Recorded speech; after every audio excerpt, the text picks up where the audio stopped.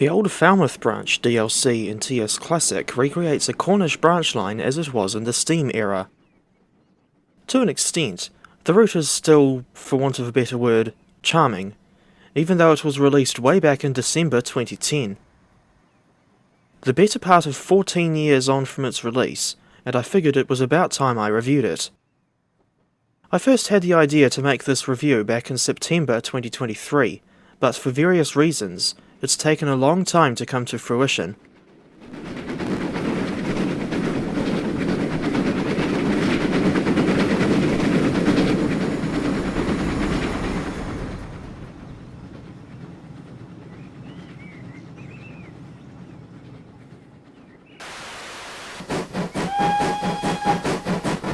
The Falmouth branch is significantly cheaper than the newer TS routes, case in point, Rio Grande Southern, but even then, I can't help thinking that the price is a little steep for what you get.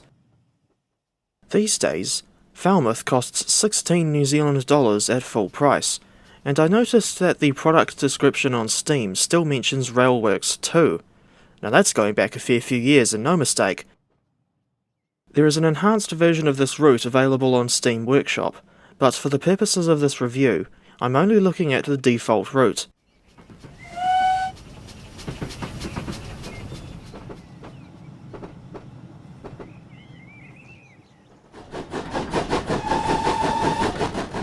This is a fairly simple add-on, only including the 12-mile-long branch line from Truro to Falmouth, as well as the short spur from Penwithers Junction to Newham Harbour, which closed in 1971.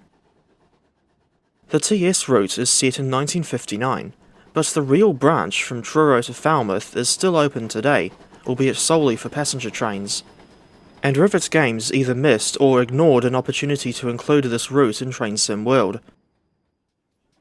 Falmouth is certainly a product of its time, but, in my opinion, does an okay job at capturing the charm of a classic English branch line, and offers a relaxing change from the likes of the busier routes around London. I remember this branch as being the main setting in LOL's 110th Platoon series. From memory, it was a funny show about steam locomotives playing soldiers, and memorable characters included Private Roger, the Hawthorne Leslie 040, Private George, the 5700, Lieutenant Oakley, the Hall 460, Major Cross, the Castle 460, and Battery Sergeant Major Lol, the 7F. Shout out to Iron Muffin Productions for archiving and re-uploading all 11 episodes of this series.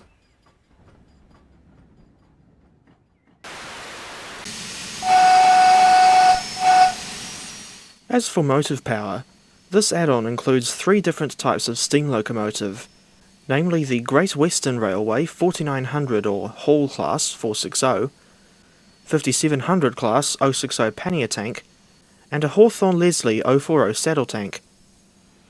According to real photographs on the Cornwall Railway Society's website, a Hawthorne Leslie steam locomotive was in use as the dock shunter at Falmouth until 1986.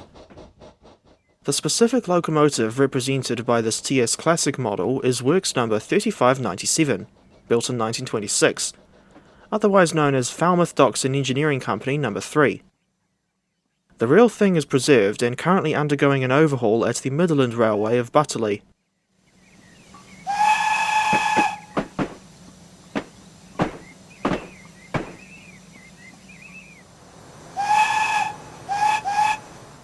And for comparison, here's the Falmouth shunter alongside a W37 Invincible, as opposed to W37 We Belong, from the Isle of Wight pack of June 2012.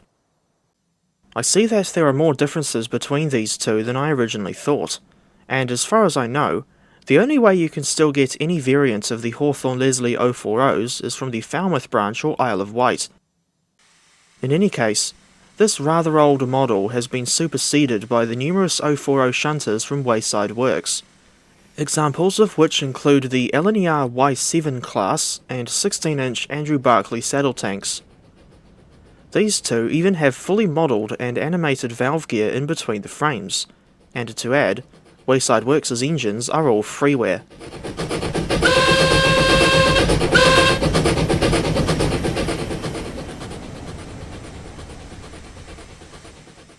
The default engines included with the Falmouth branch haven't aged well, especially where the 5700 is concerned. Just look at that unrealistic empty space between the frames. They didn't even model the axles, let alone the valve gear.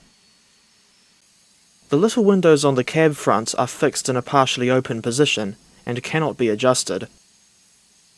This issue does not apply to the superior Victory Works version, which I'm using throughout this video whenever I need scenes with the 5700.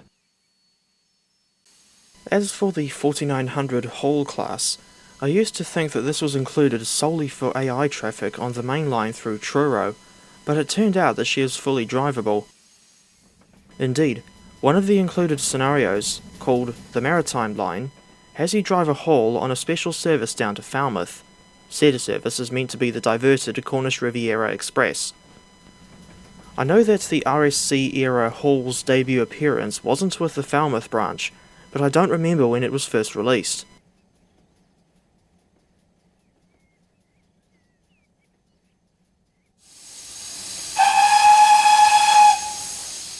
In any case, this rendition of the iconic 460 isn't all that good by today's standards. The modelling, texturing and sounds are all very dated, and it doesn't help that, despite being in a BR livery, the locomotive doesn't have a smokebox number plate, even though GWR engines did get smokebox number plates in the BR era. Here's hoping a third-party developer will make a new version of the Hall class from scratch at some point. But for the time being, if you're after some higher quality Great Western 460s to drive in Train Simulator, I would recommend the 2900 Saint class and 6000 King class, brought to the game by Victory Works and Caledonia Works respectively. The Saint is available on Steam, and the pack even includes the new build example, number 2999 Lady of Legend. Meanwhile, the King is available on Caledonia Works' website. This is not the first version of the Great Western King in TS Classic, but I would go so far as to say that it's the best.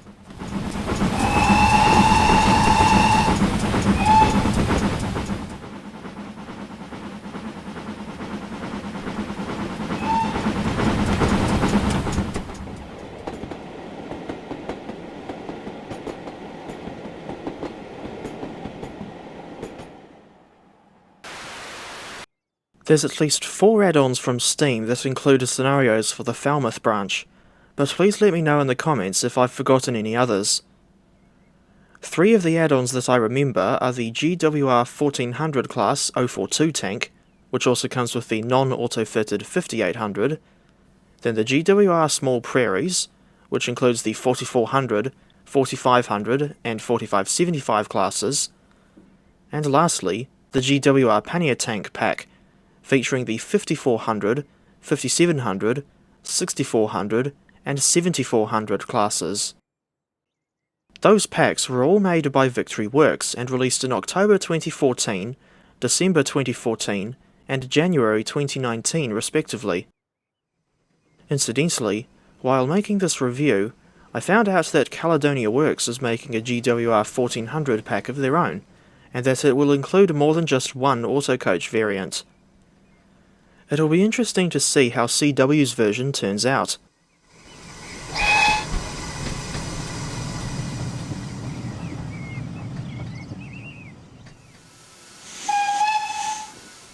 In July 2014, we also got the LMS Fowler 2F dock tank from Mesh Tools, even though the Falmouth branch is very far away from LMS territory.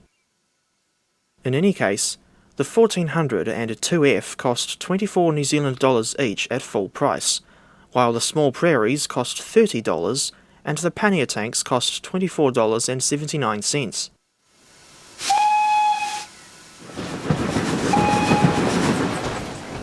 The 2F is a decent locomotive, but she certainly isn't perfect. For starters, the BR variant will typically spawn with numbers in the 475XX range, even though the real things were actually numbered from 47160 to 47169. The sounds are reused from the 3F Ginty, which is understandable because none of the 2Fs were preserved in real life. I'm confused as to why this add-on has scenarios for the Falmouth branch. or why the 2F was even brought to Train Simulator in the first place, given that, to my knowledge, there are still no authentic routes for this thing to run on in-game. Until such a route is made, and although it's fictional, the Esthwaite branch could be a somewhat suitable route for the 2F, given the presence of the dockyards at Esthwaite. Other routes I would recommend running the 2F on are the Thamesby branch and Western Lines of Scotland. The latter is payware and available on Steam, while the former is freeware and available on Steam Workshop, but it does have a few payware requirements.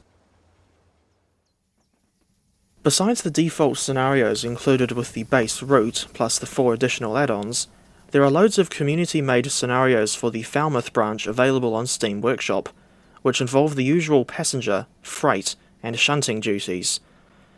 Most of these scenarios are in standard mode.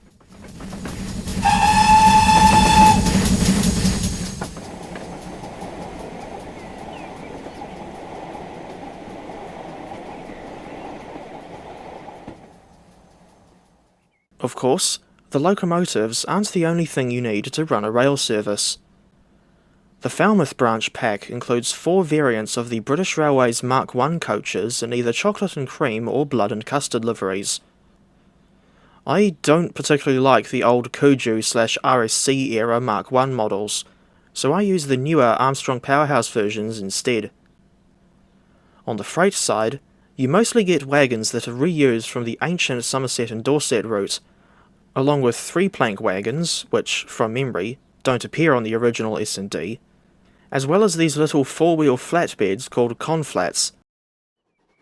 By default, the coaches and wagons don't have any realistic sounds at all, but there are separate coach and wagon sound packs available from Steam's Sound Supreme that are compatible with this route.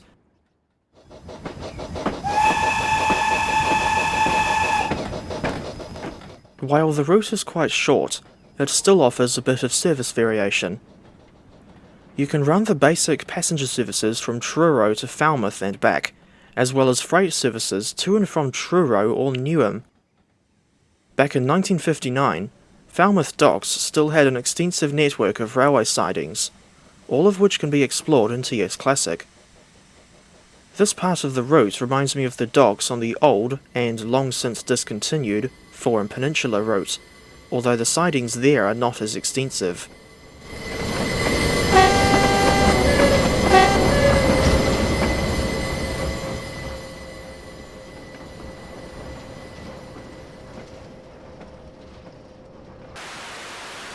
Besides the default 5700 pannier tank and 4900 haul models, the buildings and other scenery assets are another dead giveaway to this route's age.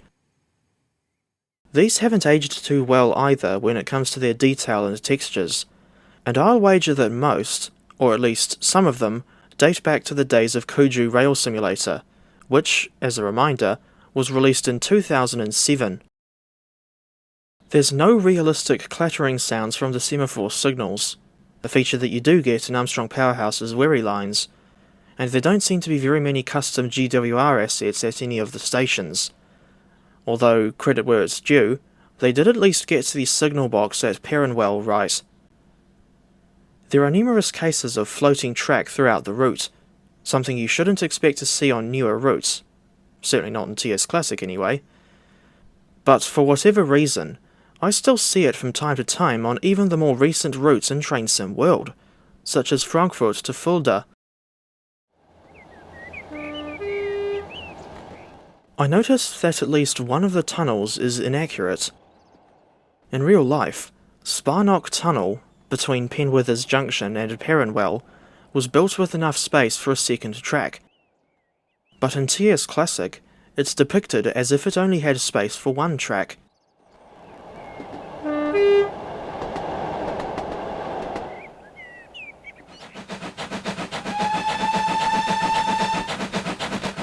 The Falmouth branch can be challenging when it comes to the driving experience, because it has gradients as steep as 1 in 59. It runs through hilly terrain, and depending on your locomotive's power output and steaming capabilities, and the train's weight for that matter, you might struggle to climb a hill before reaching the top and cruising down into the next station. There are also a few tunnels and viaducts along the line, which help to make it a bit more interesting on the scenery side. A locomotive as big as a bullied Pacific is overkill for this line, but smaller tank engines, like the GWR 5700 and, in this case, the 4500 class, will easily handle the inclines, provided that they're not pulling too heavy a load. As for the 1400 class, she won't handle much more than 2 auto coaches on this line. I don't blame you if the short route length and a dated scenery put you off from buying this route if you don't have it yet. But I still recommend it if you're looking for a relatively easy steam-era route to drive on because A. It won't leave a massive dent in your wallet, and B. The older and more basic detail means that it doesn't require a really powerful, albeit expensive, computer.